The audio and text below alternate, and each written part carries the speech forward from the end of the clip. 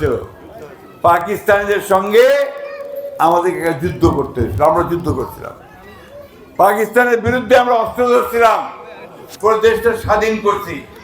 এই স্বাধীনটা আমরা করেছি বন্ধুগণ, এটা অন্য কেউ করে দিয়ে যায়নি আমাদেরকে। আমরা আমাদের দেশ ছেড়ে মাটি ছেড়ে কোথাও যাব না, আমরা আমাদের অধিকারকে প্রতিষ্ঠা করতে চাই।